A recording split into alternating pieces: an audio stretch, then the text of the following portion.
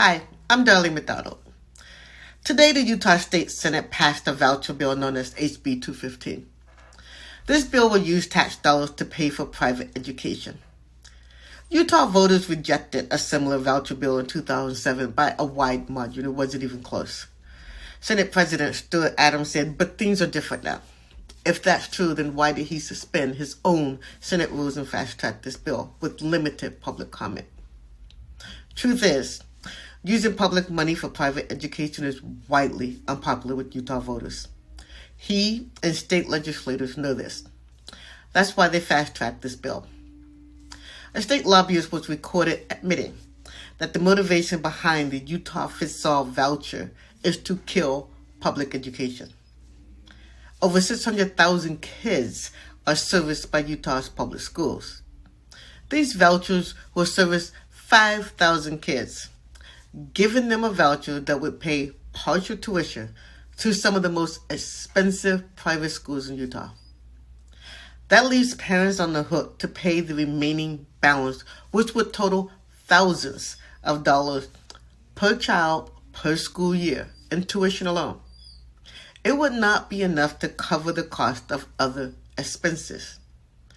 HB 215 will give parents $8,000 per child with little to no oversight or regulation.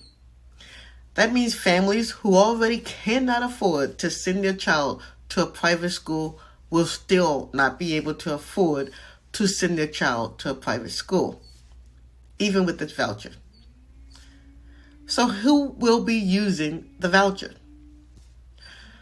Children who are already attending private schools will be using these vouchers, using money that should be going to the 90% of children that will remain in Utah's underfunded public schools.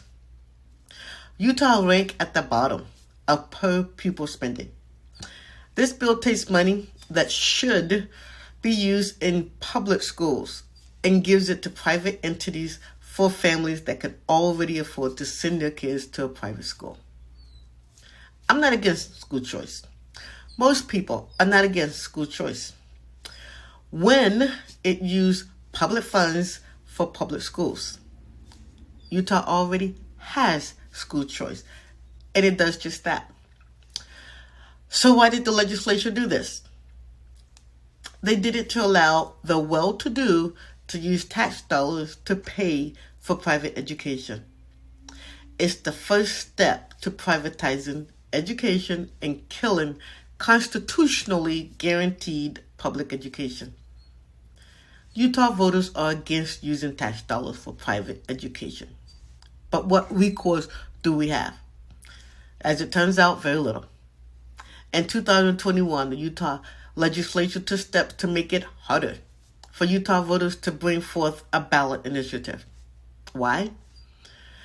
Because if they pass an unpopular bill such as this, you can't do anything about it. This bill also passed with more than a 2/3 majority. That means it is also veto-proof. A measure that Utah voters had previously voted against was fast-tracked with limited public comments and passed with a veto and initiative-proof majority. It doesn't matter what side of the aisle you're on.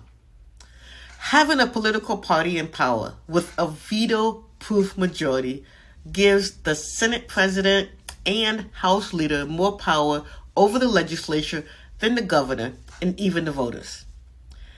If you are not happy about this, then in 2024, you can fix it at the ballot box by making sure Utah doesn't have a veto-proof supermajority in the state legislature.